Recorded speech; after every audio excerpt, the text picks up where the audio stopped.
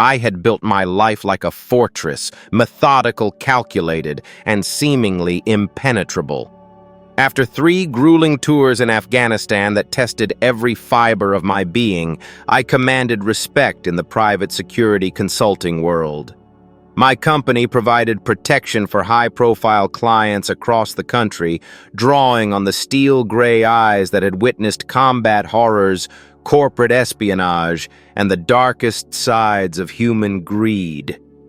Yet nothing, absolutely nothing, had prepared me for the betrayal festering right under my own roof. The bright residence sprawled across 5 acres of manicured Texas landscape with a swimming pool that mirrored the setting sun like molten gold. I pulled my black Range Rover into the circular driveway, the engine's low hum fading as I spotted Derek McMahon's silver BMW parked boldly near the front entrance. Derek had wormed his way into our lives over the past 3 months, introduced by my wife Cheryl as a business associate from her interior design firm.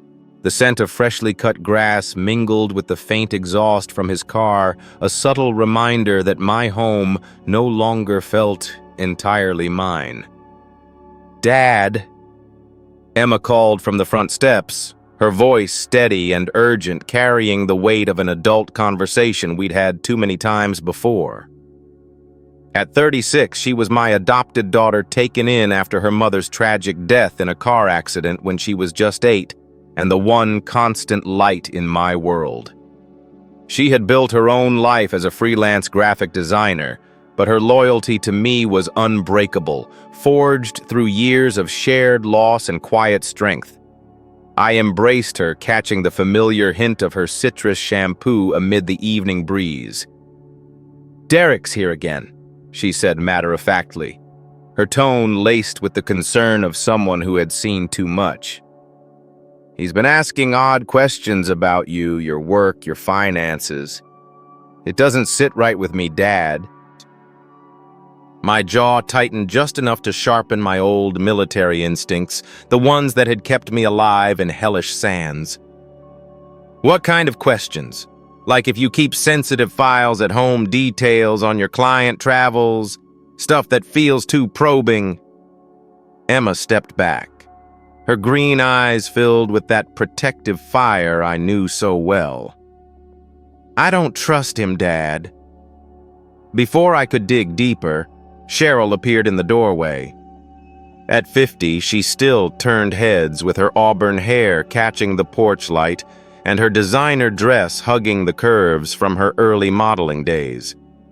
We'd been married 7 years, a second chance at companionship after my first wife's passing, but lately her hazel eyes held a distant chill, like secrets bubbling beneath the surface.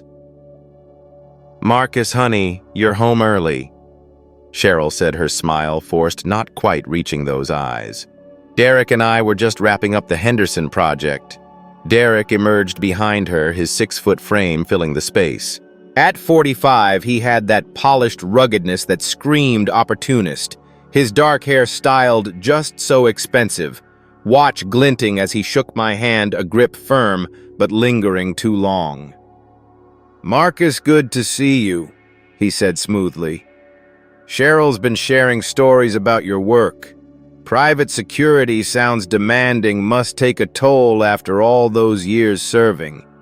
"It has its moments," I replied evenly, revealing nothing. I'd learned long ago to survey the battlefield before striking. That evening over dinner at the mahogany table inherited from my grandfather, the wood creaking softly under plates laden with Cheryl's signature roast, the clink of silverware echoing like distant gunfire. I watched the subtle signs. Derek's hand brushing Cheryl's as he passed the salt, her laugh breathy in a way it hadn't been with me in years, their shared glances when they thought I wasn't looking. I'd poured everything into this family, my savings funding Cheryl's firm's startup emotional support, through her midlife doubts, even covering her lavish tastes without question. And this was the thanks, a parasite in my home, eyeing my hard-earned empire. After Derek left, the house fell quiet, save for the ticking grandfather clock in the corner. I retreated to my study, poured 3 fingers of bourbon, the burn matching the fire in my chest, and activated my secure laptop. Owen Ward, my old ranger buddy from Afghanistan at 60, still sharp as ever, answered on the second ring. "Marcus, what's the play?" His voice was gravelly loyalty forged when I'd pulled him from a burning Humvee. "I need eyes on a target," I said, sending Derek's details through our encrypted line. "Full workup, background, finances, everything. This one's personal Owen, all the way down." Before we go any further, let us know where in the world you're watching from. And if you're new here, hit that subscribe button and comment below where you're watching from. It helps us build this community of empowered families. 3 days later, Owen's report hit my encrypted email like a grenade, shattering the fragile peace I'd clung to. I sat in my downtown office, the Dallas skyline glittering beyond the floor-to-ceiling windows, a mocking reminder of the empire I'd built through sweat and sacrifice. The hum of the air conditioner did little to cool the rising heat in my veins as I scrolled through the details. Derek McMahon at 45 wasn't just sleeping with my wife. He was a professional con artist specializing in wealthy, vulnerable spouses like Cheryl. His real name matched the facade, but his trail of devastation spanned 4 states, broken marriages, drained accounts' lives left in ruins. The report laid it out coldly. His methods were textbook predation. Identify the mark exploit. Weaknesses infiltrate the circle, seduce the spouse. Siphon finances, then vanish with the spoils. Typically 6 months. He'd been at Cheryl for 3. But the surveillance footage Owen had captured twisted the knife deeper. Grainy images from the Adolphus Hotel showed them entangled passion raw even through the lens. Worse, one video caught Cheryl laughing, her hazel eyes alight with greed, as she handed over documents I recognized instantly. My financial records, the ones detailing the assets I'd poured into our life together, including the loans I'd quietly covered for her failing design projects. The betrayal sliced sharper than any shrapnel from Afghanistan, a wound that demanded precision surgery, not rage. I'd given Cheryl everything: financial security when her career faltered, emotional anchor through her insecurities, only to be repaid with this calculated theft. Don't let blind sacrifices erode your self-respect. True generosity has boundaries, or it becomes your undoing. My phone buzzed with a text from Emma. "Dad, can we talk? It's about Mom and Derek." I drove home through the afternoon traffic, the steering wheel slick under my gripping hands, my mind a whirlwind of cold calculations. The house, once a sanctuary, now reeked of deceit, the faint floral scent of Cheryl's perfume lingering like poison in the air. I found Emma in the home office. She'd converted from the pool house her usual refuge for late-night design work. Papers scattered across the desk, the soft glow of her laptop screen illuminating her face. "I saw them together," she said without preamble. Her voice steady but burdened as an adult, carrying secrets that shouldn't be hers. "Yesterday, when they thought I was tied up with a client deadline. They were in your bedroom, Dad." I sat beside her on the leather couch, taking her hand in mine, large and calloused from years of service, yet gentle. "How long have you known?" "About a month. I wanted to tell you sooner, but I needed to be sure." Tears welled in her green eyes, not from weakness, but from the weight of it all. She's not the woman I thought she was. Neither is he. No, sweetheart, they're not. My voice held that deadly calm she'd heard only once before, the day I'd confronted a reckless driver who'd endangered her commute years ago. But here's what we're going to do about it. That evening, I called a family meeting. We gathered in the living room, the leather sofa creaking under Cheryl's weight as she curled up in yoga pants and a cashmere sweater that I'd bought on one of our reconnect trips, another sacrifice she'd taken for granted. Derek was there, of course, another business discussion that had become all too frequent. I've been thinking about our future. I began my tone warm and disarming, masking the storm inside. My work's been demanding, and I realize I haven't been the husband or father I could be. Cheryl's face flickered with surprise while Derek's stayed neutral, his eyes calculating like a predator sensing a shift. Emma, across from them, played her part flawlessly, the concerned adult daughter fearing for her family's bonds. I want changes, I continued, starting with a family vacation. I've eyed properties in Costa Rica beach houses, total privacy, a chance to rebuild. That sounds wonderful, Cheryl said, her voice warming genuinely for the first time in months. When next month? I've talked to a realtor about a spot in Manuel Antonio Private Beach, fully staffed the works. I smiled, but Emma caught the predatory glint in my eyes. Derek, join us. Consider it a working vacation. Cheryl mentioned your interest in international markets. Derek leaned forward. Interest peaked. That's generous, Marcus. You sure? Absolutely. Family friends matter. My smile held firm. Besides, it'll let us truly connect. I feel like we've skirted real friendship. After Derek left, Emma and I sat on the back patio, the pool lights rippling like uneasy waves while Cheryl soaked in her evening bath. The chlorine scent mixed with the night's humidity, a stark reminder of the depths we were about to plunge into. You have a plan, Emma said, not a question. The beginning of one. But it'll demand we act convincingly for weeks. What do you need from me? I outlined the basics. Maintain normalcy. Gather intel. Make Derek think he's winning. Emma listened intently, her focus a mirror of the strength she'd built through our shared trials.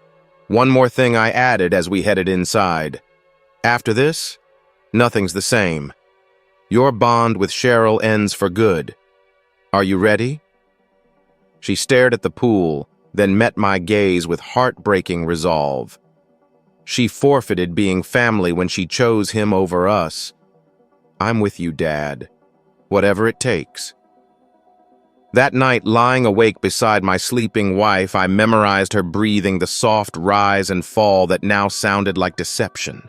Soon she'd learn the chasm between Marcus Bright, the devoted husband, and Marcus Bright, the survivor of hell who never granted mercy to threats. 2 weeks into the charade, I'd assembled my team, turning the Costa Rica vacation into a smokescreen for Operation Clean House, the most personal mission of my life. The weight of it pressed on me like the Afghan sun. But strategy had always been my salvation. Owen Ward arrived first, his frame still carrying that unyielding military bearing, even in casual jeans and a polo shirt that couldn't hide the scars from our shared hell. He'd been holed up in a rented apartment across from Derek's place, his surveillance as meticulous as ever. The preliminary report he handed me in my study smelled faintly of printer ink and coffee Owen's staple during long watches. Derek's overconfident, no military background relies on charm over muscle. He's soft, Owen said, his voice gravelly from years of barked orders. Probably never fired a shot in anger. This isn't about ease, I replied, eyeing Derek's profile photos on the screen. It's about a message that echoes. Remember, self-respect demands you surround yourself with loyal allies, not enablers. Blind trust in the wrong hands invites ruin. Next came Calvin Bond, a former Navy SEAL whose private investigation firm specialized in digital vanishing acts. We met at an upscale downtown restaurant, the clatter of silverware and murmur of deals masking our conversation. Calvin could wipe a person's existence clean accounts records, identities with the precision of a surgeon's blade. "Your wife's paramour's been careless," he reported, sliding over a tablet with encrypted files. Accounts under 3 aliases, all linked if you know the patterns. Give the word and Derek McMahon ghosts himself. The wild card was Jeremiah Jacobs, Cheryl's divorce attorney, ambitious, pricey, and loyal only to the highest bidder. I approached him for intel, not counsel over drinks at his private club, the leather chairs creaking under us, the scotch burning smooth. "She's probing asset splits," he revealed with a predatory grin. "Your business military pension, how divisible?" "Hypothetical," I pressed.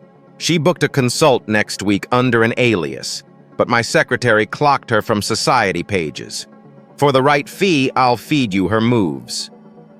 I wired his retainer that night, securing eyes on Cheryl's every step. But the heart of the operation was at home, with Emma stepping up as my inside operative. She played the naive admirer flawlessly during social events, dinners, firm gatherings, drawing Derek in as a confidant. In return, he spilled details about his affair with Cheryl, exposing their scheme's depths. "He sees you as some government contractor type," Emma reported in one of our evening sessions on the patio, the pool's filter humming like a distant threat. "Cheryl fed him your overseas deals, the cash flows. They're eyeing your accounts for a Monaco vanishing act." Timeline. "He pushes for speed, but Cheryl wants post-Costa Rica, says you'll be more pliable after reconnecting." Emma's disgust was palpable, her fingers tightening on her glass. "She said it'd be simpler once you're invested in saving the marriage." The cold settled in my chest like frost on a rifle barrel. I'd given Cheryl 7 years, my protection name, unwavering support, only for her to plot my dismantling. Lesson learned. Boundaries aren't barriers. They're safeguards against those who drain you dry. That weekend, I hosted a barbecue, ostensibly for Derek's birthday. The grill sizzled with steak smoke curling into the Texas air, thick with laughter and hidden agendas. Guests were handpicked Owen and Calvin as old Army pals, Jeremiah and his wife as family friends, plus legitimate associates for cover. Operational talks blended seamlessly amid clinking beers and poolside chatter. Derek lapped up the spotlight, charming wives with wine tales and impressing men with luxury travel boasts. He was slick, I'll admit, the smoothest sociopath I'd met since war zones. But he underestimated Emma. As adults mingled by the pool, the water's chlorine sting sharp in the heat, Derek approached her at the diving board, her feet skimming the surface. "You're remarkably composed for all this family tension," he said, his tone oily, making my skin crawl from afar. "Most in your position wouldn't grasp adult complexities." "What do you mean?" Emma asked, her voice even calculated innocence masking steel. "Well, love shifts sometimes. New bonds form. Your dad's solid, but maybe not right for Cheryl anymore." He sat close, hand on her shoulder, a touch that lingered too long. "Changes ensure happiness all around." She looked at him with wide eyes. "You and Mom marrying..." Maybe he squeezed gently. "It'd mean adjustments, but I want us as a real family." "Like that?" "I think so," she said then innocently. "Would we stay in Dad's house?" His smile betrayed everything. That night, after guests departed and pool lights danced on scattered plates, Emma and I reviewed in my study. Her recount of Derek's words sealed it. He wasn't just stealing my wife and wealth, he aimed to supplant me entirely. "He's no mere con," I said quietly. "A predator eyeing my life-home daughter." Emma met my gaze resolutely. "So what's next?" I messaged Owen. Operation Clean House Phase 2 authorized. Now we show Derek what happens to those who cross the wrong family. The Costa Rica vacation planning served as the perfect smokescreen for my real preparations, allowing me to transform our Texas property into a meticulously orchestrated trap without raising alarms. While Cheryl and Derek pored over glossy travel brochures in the living room, their excited chatter about Manuel Antonio restaurants filling the air like sweet poison, I coordinated with Owen via secure video call. He was holed up in an Austin hotel ostensibly at a veterans conference, but his face on the screen was all business, the faint buzz of fluorescent lights underscoring his words. The pool area's ideal, he reported, his voice steady as ever. Clear sight lines from multiple vantage points controlled entry acoustics that'll amplify every sound. I studied the tactical photos he'd snapped of our backyard, the blue water shimmering innocently under the sun. Civilians, neighbors Hendersons are abroad another month. Kowalskis avoid their patio after dusk. Full OPSEC. Owen's expression turned grave. Timeline certain. No turning back once we launch. Certain, I replied, the weight of command settling like old gear on my shoulders. Derek's pushing his own clock. Jeremiah says, Cheryl's finalizing divorce papers tomorrow, plans to serve post-Costa Rica. That evening, I played the doting husband, flawlessly arriving home with white roses. Cheryl's favorites, their petals velvety soft against my palm, and champagne that popped with a festive crack, bubbles, fizzing like suppressed fury. Derek was there as usual, helping her pack his suggestions on beach dining, laced with that smug confidence. "This'll be perfect," Cheryl said, her eyes gleaming with what I now saw as avarice, not affection. "Just the reset our marriage needs." Derek raised his wine glass, the clink echoing sharply. "To new beginnings." I met his gaze, clinking back. "To getting exactly what we deserve." Emma nearby with her laptop open to work files. Caught my eye, a silent nod confirming all was on track. In the days that followed, I tied up business loose ends, publicly client meetings, schedule clears.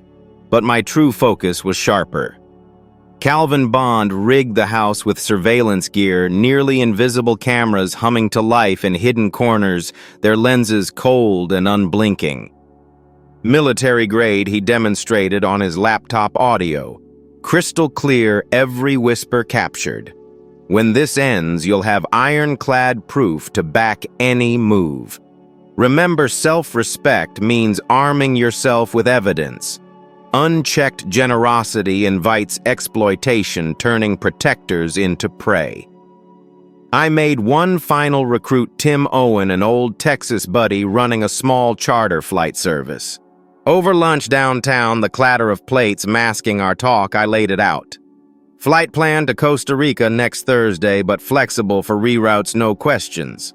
"No sweat," he replied, his weathered face impassive. "Mexico. Caribbean cash, no traces." That night in the study, I cleaned my Sig Sauer P226, the metal cool and familiar under my fingers, oiled from 3 deployments. I updated my will, bequeathing everything to Emma with partner instructions, and recorded a video. If you're seeing this, Derek and Cheryl succeeded in dismantling me. The evidence here explains why extreme measures were my only recourse. Friday night, 3 days pre-departure. Derek sealed his fate, arriving early with fine wine, its cork popping like a distant shot. His smile that of a closer. "Marcus, hope you don't mind," he said in the living room, the fire's crackle adding tension. "But Costa Rica's got me thinking proposition time." I settled into my chair, accepting the glass with feigned ease. "Listening. Cheryl and I discussed your future.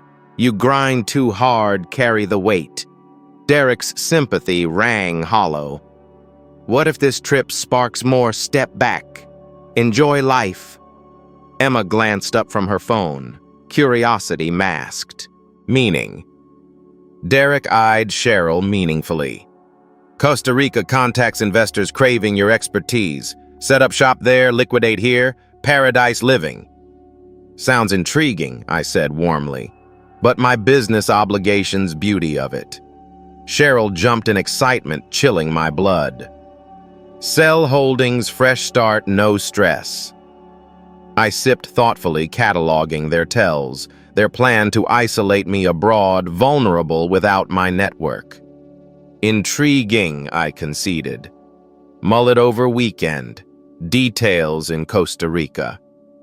After he left and Cheryl bathed, Emma and I sat by the pool under water lights casting ghostly shadows, the deep end's 12-foot marker drawing my eye like a grave. They're plotting your murder, Emma said quietly, certainty in her voice. In Costa Rica, remote staged accident. Derek claims the widow insurance. But they don't know, you know. No. I looked at my daughter, this resilient woman who'd chosen my side. Ready, sweetheart. No retreat once it starts. She met my eyes, composure steady as an adult facing war. Ready since spotting them in your room. They shattered our family. Now they face consequences. Sunday morning dawned, gray and humid, storm clouds brooding over Dallas like a harbinger of reckoning. I woke early, my internal clock etched from military days, only to find Derek's BMW squatting in the driveway like an unwelcome sentinel. He'd grown audacious in these final days, bold enough to claim weekends in my home as if it were already his. The nerve of it fueled the strategic fire in my gut. Patience was my weapon, but the end game loomed. In the kitchen, Derek played house-flipping eggs Benedict with hollandaise sauce dripping golden fresh fruit, arranged like a still life, the French press steaming with coffee that had been our wedding gift. The domestic charade stung like salt in old wounds. "Morning, Marcus," he said casually, as if we'd shared foxholes. "Hope you don't mind, I thought a surprise breakfast would kick things off, right? Cheryl mentioned your fondness for this." "Thoughtful," I replied, accepting the mug, the bitter brew mirroring my resolve as I watched his ease in my space, knowing every drawer, every habit. Cheryl appeared in silk pajamas and robe, her hair artfully tousled, a look that once stirred me but now screamed performance. "Isn't this cozy?" she said, pecking his cheek while glancing my way cursorily. Like a true family. Emma entered in her professional attire, a crisp blouse and slacks from her design work. Her expression guarded the coffee's aroma, clashing with the tension thickening the air. "Smells inviting," she said, though I noted the subtle tightness in her jaw, a sign of restrained revulsion. Over breakfast, Derek launched his endgame pitch, the fork scraping plate like nails on strategy board. The Costa Rica vision expanded sell to Calvin, supposedly eyeing security expansion. Liquidate assets, relocate south permanently. Contacts for residency investments, a secluded house picked. "The spot's unreal," he said, phone photos, glowing ocean views. Private beach, utter isolation. Live kingly Marcus, no grind, just serenity. I eyed the images, noting the remoteness, perfect for an accident. In his world, it might have worked, but he'd never faced a veteran who'd orchestrated ops where missteps meant death. "Looks promising," I said. "Decision timeline." "That's it," Cheryl interjected urgently. "Property won't last. Extend the trip seal paperwork." "How long?" Emma asked, concern authentic. Derek smiled paternally, irking my trigger finger. "A month or two till finalized." I pondered theatrically, then nodded. Why not life's short seize it? Their triumphant exchange was almost laughable, the hook set. That afternoon, as they shopped for vacation gear, I activated final prep. Owen arrived, golf bag heavy with more than clubs, the scent of gun oil faint. Perimeter locked, he reported touring the grounds, 3 overwatch spots on the pool escapes mapped. In the pool house, his primary post offered backyard command, invisible from inside. "The daughter?" he asked neutrally. "Emma knows her role, she's tougher than credit given." Owen nodded, but his eyes held concern. This wasn't war's clear lines, but messy personal stakes involving my grown child witnessing violence. "I've mulled alternatives," he said carefully. "Vanish him clean like he bolted with loot." "No." Finality hardened my voice. Derek targeted my daughter family, plotted my end. He earns it. Remember, self-respect means confronting threats head-on. Ignoring them invites deeper wounds, eroding the boundaries that define your worth. Sunday evening's dinner sealed the siege, Derek arriving with champagne and Bloom's Fizz, popping like suppressed shots. I noted his scrutiny. The security panel room distances Emma's schedule. He wasn't just scheming Costa Rica robbery and kill. He cased for more, viewing her as acquisition. The rage recalled combat's worst enemies, endangering protected innocence. Post-meal poolside with drinks, the water's lap soothing yet ominous. Derek quizzed Emma on her future career arcs, relationships. 2 probing undertones, slimy.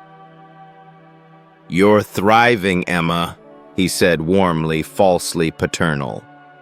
Soon advancing further, exciting yet daunting, I suppose, she replied, edging closer on the couch. "Family's choice, not blood." He pressed fingers, drumming nervously. "When your dad, Cheryl, and I solidify, know I'm here, whatever needs arise." The implication reddened my vision, grooming her for normalization post-me. "Kind of you," Emma said innocently, hands steady despite inner tremor. "I'm fortunate with caring folk." After he departed, I found her in her room, seated reflectively on the bed, gazing out as if weighing worlds. She looked vulnerable, reminding me why I'd adopted her, to shield from cruelty. "He'll target me too, won't he?" she asked softly. "Not on my watch." I sat beside, hand on her shoulder. "Post Costa Rica, when you're gone," my eyes locked with certainty. "Derek won't harm another. On my honor, as father soldier." She leaned in, voice muffled. "I'm scared, Dad, not of the act, but aftermath, just us." I held her responsibilities weight familiar. "After we're free to forge any life. But first, finish this." Tuesday evening, our last before the supposed Costa Rica departure, crackled with tension that rivaled the storm clouds massing overhead, thunder rumbling like distant artillery. Derek arrived at 6:30 p.m., sharp luggage in tow, his face etched with the smug satisfaction of a man sealing his grandest heist. The door's latch clicked shut behind him, trapping the humid air inside thick with the scent of impending rain, and his cologne, a cloying reminder of intrusion. "I can't believe we're doing this," Cheryl said as we gathered in the living room for a final toast, her skin glowing from an afternoon spa visit, eyes alight with greedy anticipation. "It feels like the dawn of something extraordinary." Derek hoisted his champagne glass, smile sweeping the room like a victor claiming spoils. To bold adventures and the guts to grasp them, and to the family daring enough to redefine it all. I clinked against his, eyeing the younger man's handsome, arrogant features, utterly blind to his doom. In 12 hours, he'd be gone, a lesson in hubris. To earning what we deserve, I echoed the words, heavy with irony. Emma, in her sundress for the trip, raised her non-alcoholic drink with feigned zeal, but I caught the subtle quiver in her hand, the controlled edge in her voice. She played flawlessly, yet the strain gnawed. After dinner, Derek proposed a last swim. "Costa Rica's pool won't match this," he said, stripping to reveal his sculpted form, the splash as he dove, echoing off walls like a taunt. Cheryl joined their laughter, ringing playful yet predatory. I watched from my lounge chair, committing the scene to memory, the water's chlorine bite sharp in my nose. By tomorrow, draining and scrubbing awaited. Emma sat beside, feet in the shallow end, the cool lap against her skin, a stark contrast to the heat building inside. To outsiders, we were a family savoring home's final eve. But I assessed tactically sightlines, route's depths that would soon matter. "Water's ideal, Marcus," Derek called from the deep end. "Join, maybe later," I said. Enjoying you two, he swam nearer Emma movements, sleek and hunting. "You, Emma midnight dip post-flight. Costa Rica nights are warm. Sounds appealing," she replied, maintaining adult composure, as his hand neared, though inching subtly away. "We'll fix that," he promised, voice laced with implications spiking my pulse. Plenty of fresh experiences await down there. At 10:00 p.m., they emerged, bodies slick with water and moonlight toweling off amid departure plans. 8:00 a.m. flight San Jose arrival transport via Derek's contacts. Heading home for sleep, he said, lingering. "Stay," Cheryl offered casually, intimacy confirming all. "Guest rooms ready, saves morning drive." He glanced at me respectfully. "If okay." "Naturally," I said composedly. "Your family now." The irony burned. He'd join permanently soon. By midnight, the house hushed, Cheryl and Derek in the guest room, whispers and laughter muffled like secrets soon exposed. Emma asleep, but actually checking gear, reviewing her role. I stood in the study pool lights, dancing on water like restless spirits. In 7 hours, Owen in position. 8, Derek's last wake. 10, my life's boldest op climaxed. I messaged Calvin Phase 3 green. "Initiate 0800. "Roger," he replied. "Assets locked." While they slumbered in delusion, Calvin gutted Derek's hidden accounts. Financial corpse before physical. My watch read 12:47 a.m. In under 18 hours, widower status, and Derek chum. It should have troubled, but only mission satisfaction stirred. I scrolled to cleanup services, Bernard's euphemism, ex-medic turned vanish expert. Tomorrow evening. Full service. Confirmed. Rates standard. At 3:00 a.m. Final prep. From my closet. Grandfather's Woo Box dog tags, jangling softly faded photos, his letter to Dad. Choose effective over civilized when family threatened. World has plenty civilized graves. I refolded it, approving nod imagined. Self-respect isn't passive. It's defending boundaries fiercely, lest unchecked giving breeds your downfall. 6:00 a.m. Owen texted, position targets locked awaiting go. Proceed no mercy. 7:00 a.m. Derek and Cheryl emerged, faces flushed with afterglow and eagerness, joining us for breakfast amid excited Costa Rica chatter. This is it, Derek toasted with coffee. Everything start. I raised mine, smiling. Everything's end, I murmured, lost in clatter. 7:30 a.m., luggage loaded in the Range Rover. Derek front relaxed. Cheryl and Emma rear her shopping prattle met with Emma's nods. Pulling out, I caught Owen's hidden nod across the street. All set. We headed what they thought was DFW, but toward Tim's private airstrip, a different flight awaiting. Derek hummed victoriously. The private airstrip lay 30 miles outside Dallas, ringed by scrub brush and heat haze that warped the runway like a fever dream.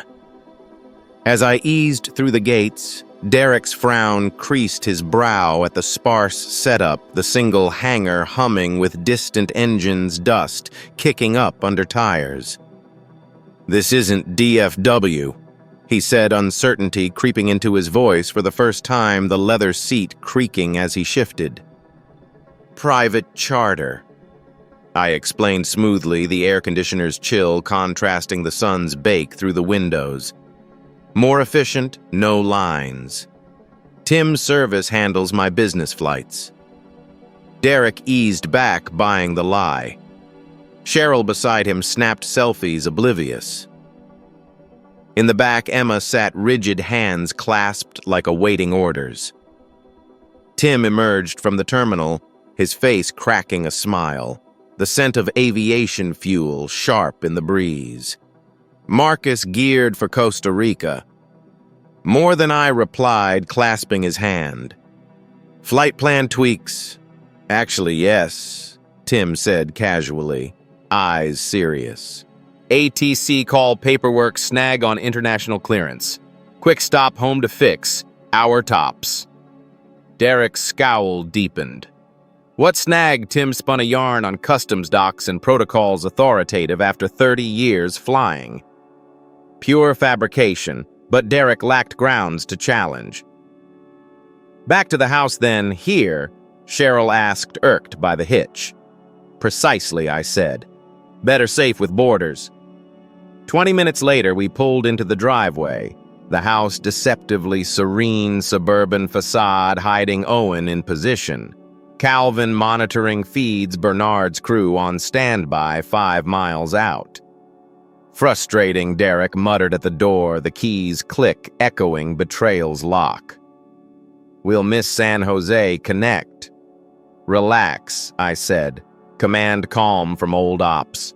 "Swim while Tim sorts pools warm, sun's high, make the delay count."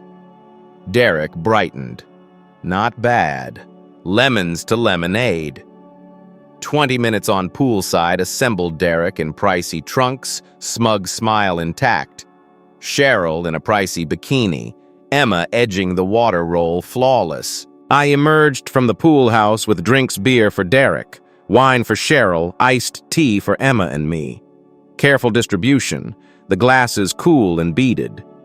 To embracing delays, I toasted the fizz, masking my pulse.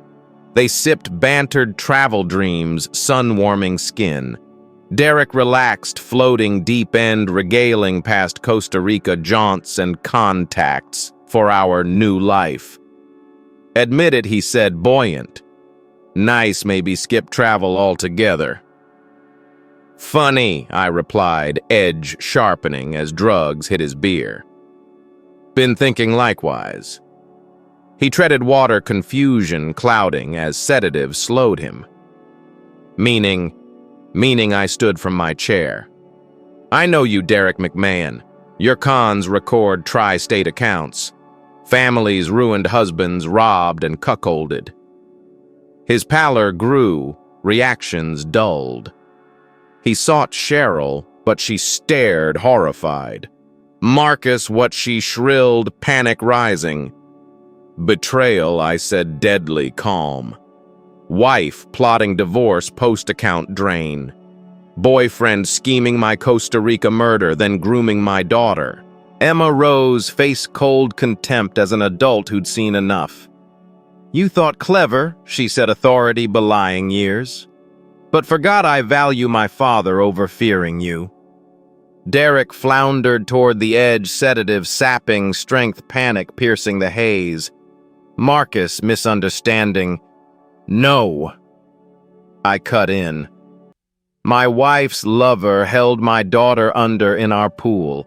30 seconds to confess. Heard her gasp struggle.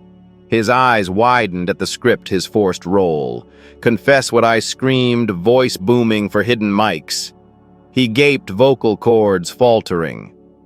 "Fine, I'll spill," I shouted. Then strong hands seized his ankles, yanking under Owen from deep-end scuba silent. Derek thrashed, drugged, but Owen's underwater training prevailed. As he surfaced briefly, Emma eyed Cheryl steadily. "Good job." My signal flashed. Red laser dotted Derek's brow as Owen resurfaced him. He gasped, terror wild. "Please, I can explanation cut short." Owen's blade sliced carotid precisely Derek, bleeding out in the pool he'd eyed for terror. Remember, self-respect requires decisive action against predators. Tolerating them erodes your boundaries, inviting irreversible loss. Cheryl King Bright had never witnessed death up close, and Derek's end was neither swift nor sanitary. She stood paralyzed by the pool's edge, her designer bikini drenched in splashed water, and his blood, the metallic tang, sharp in the air, as Owen Ward methodically weighted the body, ensuring it sank deep and stayed hidden.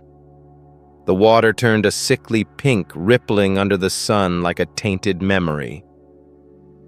"Sit down, Cheryl," I said, my voice the same unyielding calm I'd used on captured foes in distant sands. "We need to talk." She crumpled into a patio chair, body quaking, the wicker creaking under her like fragile resolve. "Marcus, please. I can explain." "You can explain plotting my financial ruin before divorce," I asked conversationally, the chlorine's sting mixing with blood's iron in my nostrils. "Or sharing my records with a crook, or endangering Emma." Emma stood beside me, her adult face devoid of shock, radiating only relieved contempt, as if shedding a burden long carried. "I never meant Emma harm," Cheryl whispered, voice cracking. "But you let Derek eye her as stepfather, knowing his nature," I countered. "That reveals your true self." Owen surfaced movements, crisp and pro. "Target down, no issues." I nodded, refocusing on my wife. "Here's the deal, Cheryl. 2 choices, choose wisely." Her eyes sparked desperate hope. "What choices? One vanished tonight forever. Calvin's crafted a new you. Sarah Mitchell, ordinary Phoenix divorcee. $50,000 cash bus ticket. No contact with me. Emma, old life. No remarriage kids, attention drawing. And 2, I asked, though dread filled her. My smile colder than Afghan nights. Joined Derek in the depths. Silence stretched, broken by the filter's hum and far-off traffic, like the world indifferent to her fall. She stared at the husband she'd bedded 7 years, never truly knowing. "You're serious," she whispered. "Deadly on family protection. Derek invaded, stole, threatened my daughter. Some errors are eternal. Will you learn similarly?" Emma spoke first, since the kill maturity echoing my pride. "Cheryl, 5 minutes. After Dad assumes option 2. Cheryl gaped at her with awe. "You orchestrated this all." "From catching you with Derek in Dad's room," Emma affirmed. "You ceased being family then, just a threat." The words brutality delivered in Emma's even tone shattered Cheryl. She sobbed, not manipulative tears I'd seen in arguments, but raw, heaving cries of a middle-aged woman grasping action's cost chest, rising erratically. "I never wanted this far," she gasped between sobs. Derek said, Easy, you'd never know we'd vanish restart. With my money, I noted. Post-Costa Rica murder. I didn't know that she protested. He claimed divorce, you'd move on. Owen snorted. Lady, his laptop detailed jungle body dump burial research wildlife. Hit Cheryl like a blow. He'd kill you anyway. And you, eventually Emma added, once money's his, younger Mark found. We saw messages to 3 others groomed. Sobs intensified, but sympathy eluded me. She'd chosen greedily. Derek's betrayal on her was poetic justice. Remember, self-respect involves recognizing when sacrifices become self-sabotage. Cut toxic ties before they bleed you dry. Time's up. I checked my watch. Decision. She scanned Derek's blood on concrete, Owen's detachment. Emma's chill disdain, my unyielding stance. Obituary writers surrounded her. I'll vanish, she murmured. Sarah Mitchell, Phoenix. I get it. I nodded to Calvin, emerging with envelope and suitcase paper, crinkling official. Doc's inside, he said clinically. Birth cert, SSN license, 5-year credit. Sarah's real in databases. Money's cash, he indicated the case. Untraceable start where Derek's crew can't track. Good since his vanishing irks associates assuming your hand. Threat clear. Fleeing me and Derek's shadows. Hour to pack essentials. Nothing traceable, I instructed. Calvin drives you to bus. Sarah starts anew. Cheryl rose shakily eyeing our 7-year home. Marriage divorce. Cheryl vanishes, I explained. No need when none to divorce. Eventually declared dead, I proceed. As she staggered inside, Emma gripped her arm. Hope flickered on Cheryl's face. Mercy. Instead, Emma's tone iced. Ever contact. Use old name bring trouble to Dad. I'll hunt you personally. Finish tonight's start. Understand. Cheryl nodded wordlessly, realizing the naive daughter was my equal in resolve.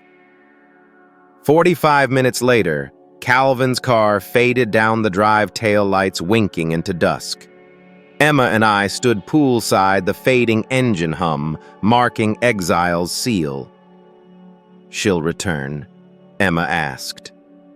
I shook my head.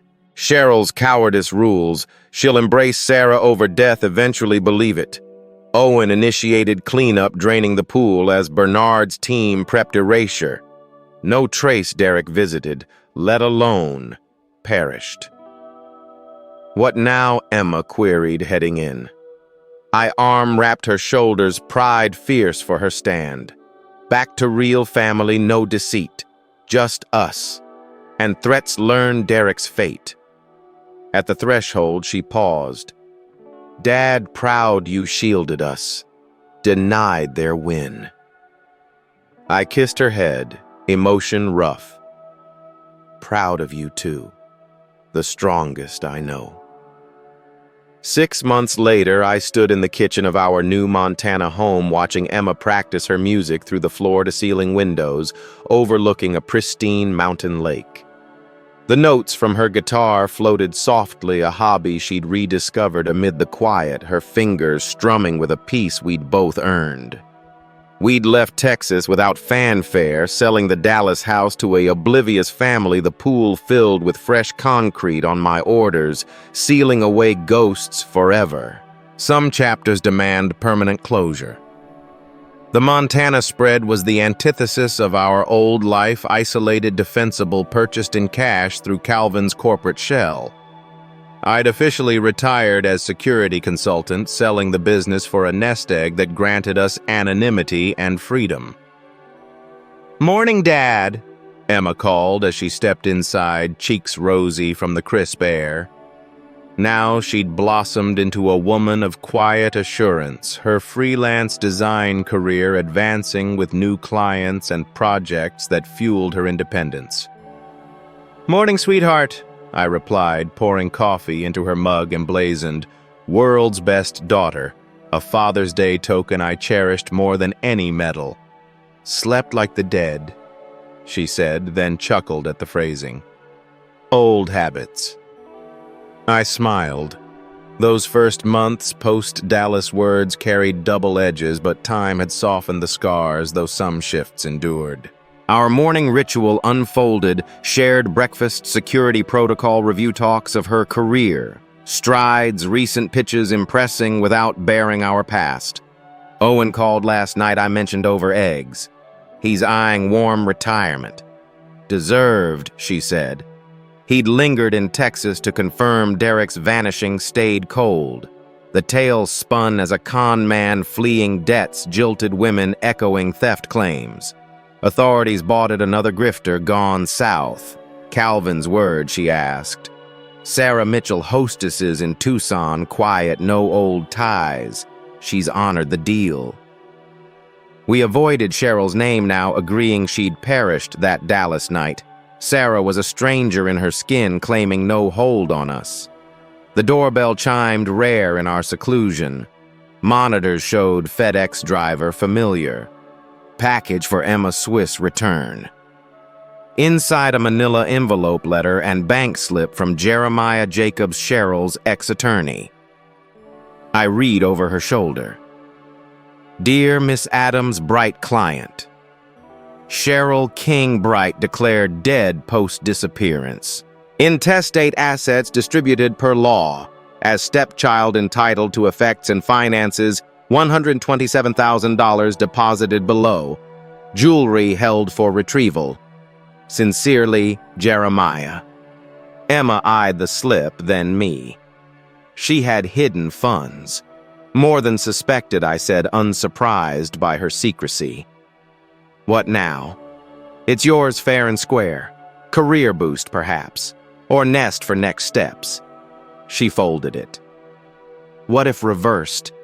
Likely squandered on Derek or his successor. We sat silent lake, sun-dappled, clear and chill, unlike that chlorinated tomb of our past. Fish leaped rippling serenity. Ever regret it? She asked softly. I pondered earnestly.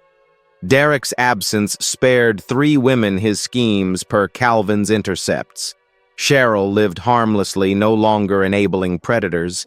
Emma thrived unscarred by his designs. No, I said. Regret necessity, not safeguarding family, even if it branded us outliers. Self-respect blooms in freedom after cutting poisons. Cling to toxic bonds, and they choke your renewal like winter yielding to spring's thaw. Emma nodded insight, lighting her features. She'd grasped harsh truths, yet knew some stand eternal between harm and her. I love you, Dad. And I you more than all. That afternoon, my secure phone rang Calvin. Tune Dallas Channel 7. News flashed federal probe into luxury design frauds arrests, including Derek's partner, Adrian McMullen. Network bigger than thought, Calvin explained. FBI tailed 2 years. Derek's flight cracked its sloppiness without him. Blowback 0. He's fugitive hiding South America. No body hunt. Call ended.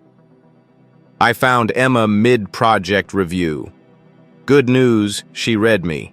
The closing kind. Evening, we cooked pasta with grandmother's marinara garlic bread, garden salad, a humble feast embodying preserved essence, family tradition, threat-free peace.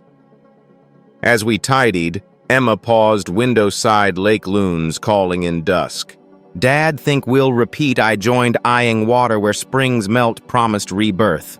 Hope not. But if I know she said certain. Together. Arm around her pride surged, she grasped family's core. Costly lesson forged in shadow. Montana wilds stretched infinite proof. Some realms defy civilization's tangles. Here nature's laws reigned.